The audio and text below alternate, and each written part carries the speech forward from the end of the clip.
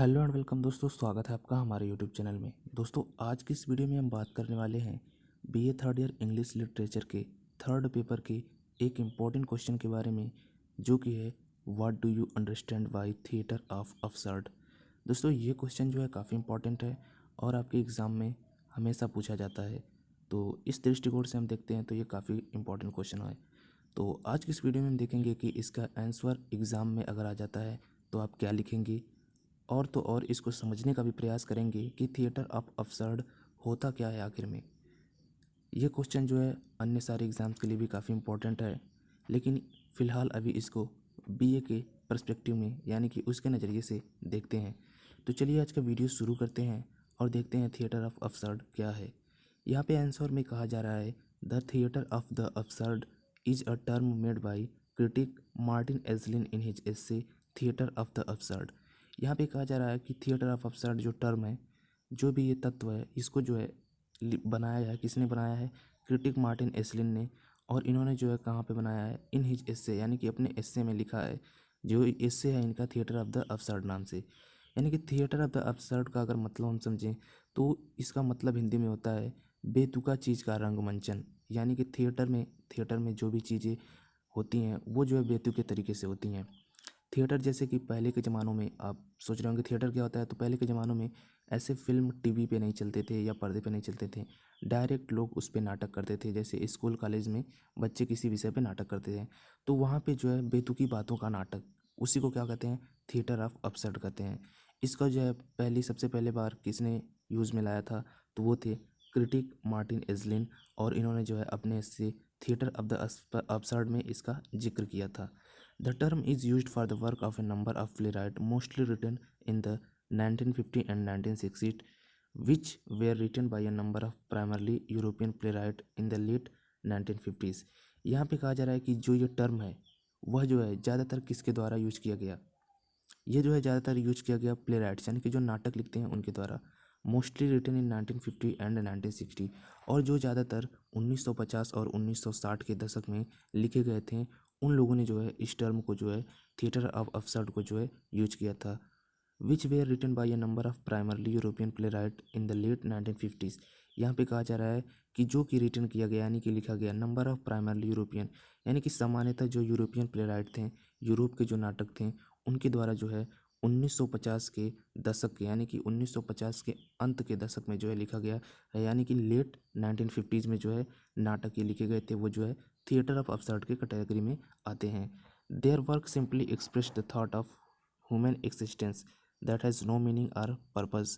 यहाँ पे कहा जा रहा है कि इनका जो काम था, ये जो नाटक लिखे गए थे, इन काम का इन सभी नाटकों का जो काम था वो था एक्सप्रेस करना, यानी कि दिखाना the thought of human existence, यानी कि मनुष्य के अस्तित्व को जो है दिखाना। दैट हैज़ नो मीनिंग और पर्पज, जिसका कि कोई भी अर्थ नहीं है, कोई भी उद्देश्य नहीं है। If a trouble comes some logic is given on a matter, it simply makes the situation worse and further lead to silence. यहाँ पे कहा जा रहा है कि इफ़ ट्रबल्स कम, यानी कि कोई भी परेशानी आती है तो some logic is given on a matter, तो कुछ ना कुछ जो है तर्क जो है दिया जाता है उसके पीछे।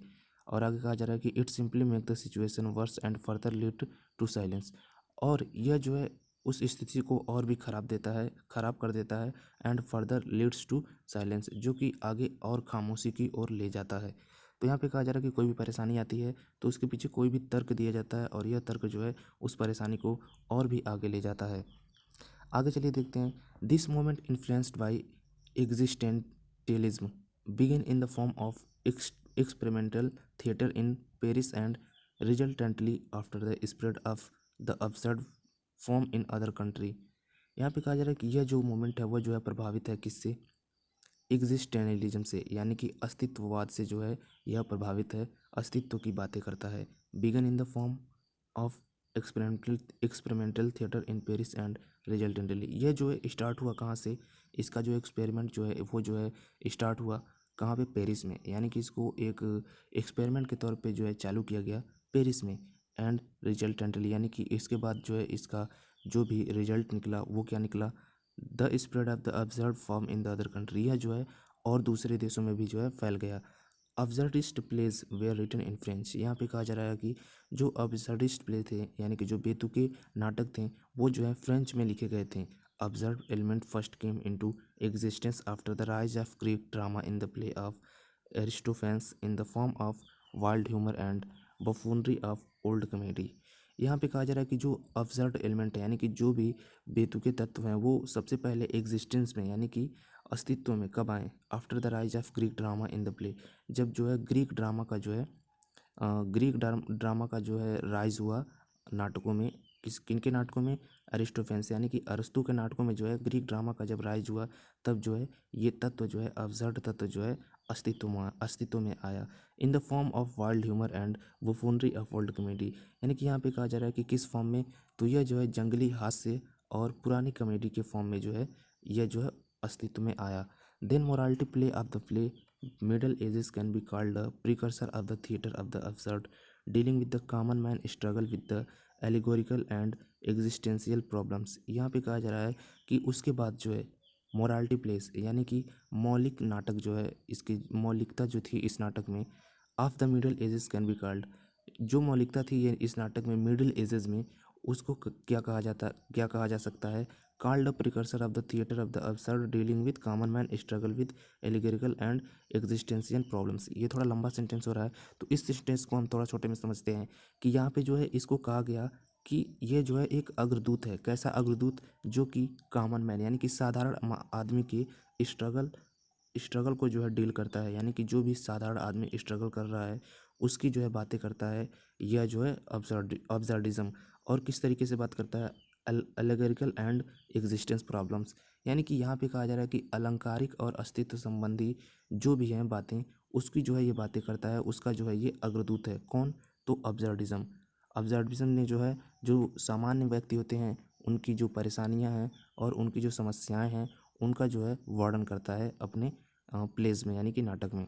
During Elizabethans period dramatics like John Webster, Cyril Tourneur, Jacob Berman and Calderon pictures the world as mythological archetype. यहाँ पे कहा जा रहा है कि एलिजाबेथियन जो पीरियड था, एलिजाबेथ का जो पीरियड था उस दौरान जो है जो ड्रामिस्ट थे यानी कि नाटककार थे लाइक यानी कि जैसे जॉन वेबस्टर थे, सैरिल टर्नर थे और जैकोब बेरमैन थे एंड कार्लन थे, उन्होंने जो है picture the world as mythological archetype यानी कि उन्होंने जो है पौराणिक तरीके से जो है मैथोलॉजिकल तरीके से जो है वर्ड को जो है पिक्चराइज किया यानी कि दर्शाया। इन 19th सेंचुरी यानी कि 19वीं शताब्दी में Ibsen and Strindberg also included some element of the absurd theatre in their play, but real precursor of the present theatre of absurd is Alfred Jarry monstrous puppet play Ubu Roi. यहाँ पे कहा जा रहा है कि 19th century में जो है इब्सन और स्ट्रिंगबर्ग ने भी जो है इंक्लूड किया सम एलिमेंट यानी कि कुछ तत्व जो है अपने प्ले में जो है इंक्लूड किया। इब्सन और स्ट्रिंगबर्ग ने कौन सा तत्व इंक्लूड किया? तो वो था अब्सर्डिज्म का जो है तत्व उन्होंने इंक्लूड किया। बट रियल प्रिकर्सर, लेकिन इसका जो वास्तविक अग्रदूत है थिएटर ऑफ अब्सर्ड का, of the present theatre of absurd यानी कि वर्तमान में जो है इसका जो वास्तविक अगर कहें अग्रदूत तो वो कौन सा है? अल्फ्रेड जेरी का मॉन्स्टर्स पपेट प्ले यानी कि अल्फ्रेड जेरी जो है उनका जो है मॉन्स्टर्स पपेट प्ले है ओबू रॉय 1896 जो है 1896 में जो भी प्ले था ये ओबू रॉय वो जो है अल्फ्रेड जेरी के द्वारा लिखा गया था और ये जो है रियल में अब्सर्डिज्म का जो है अग्रदूत है। A glimpse of theatre of absurd can be seen in the dream novel of James Joyce Franz Kafka who created archetype by delving deep into their own consciousness and attempting to explore the universe। यहाँ पे कहा जा रहा है कि एक जो नज़ारा है छोटा सा उसको जो है देखा जा सकता है थिएटर ऑफ अब्सर्ड का एक छोटा सा जो नज़ारा है उसको देखा जा सकता है कहाँ पे? Dream novels of James Joyce यानी कि ड्रीम नॉवेल्स में जेम्स जॉयस के Franz Kafka who created archetype by delving deep into their own consciousness and attempting to explore the universe.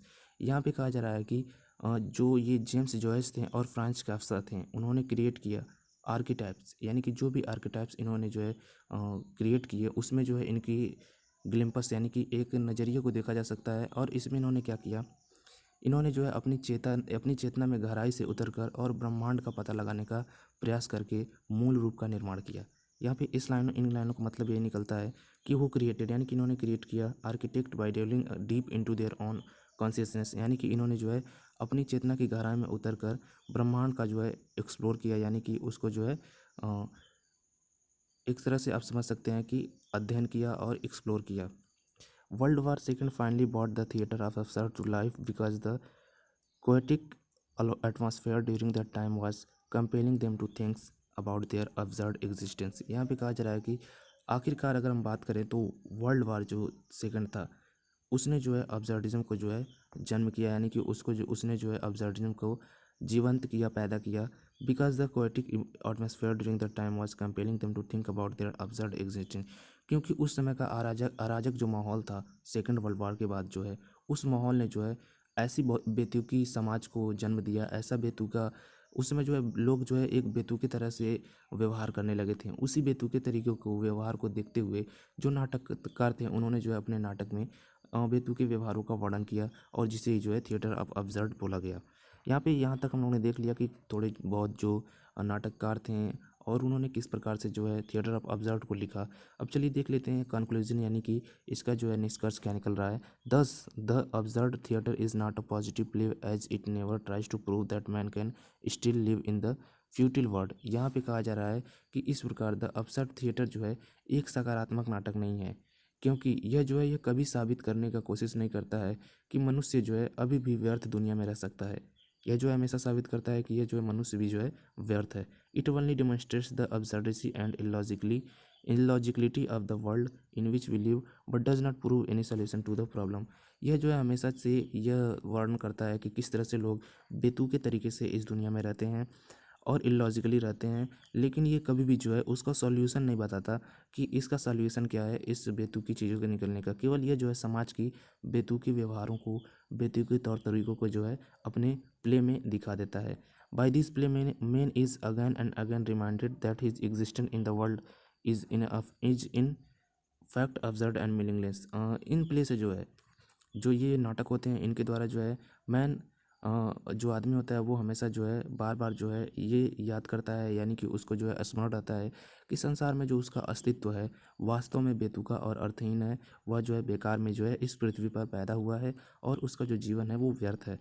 The countdown of the absurd theatre began in the mid 1916। यहाँ पे कहा जा रहा है कि जो थिएटर ऑफ अब्सर्ड है इसकी उल्टी गिनती, यानी कि ये जो है ख़त्म होने की कगार पर मिड 1916 यानी कि 1916 के जो मध्य में जो है इसका जो है ख़त्म हुआ।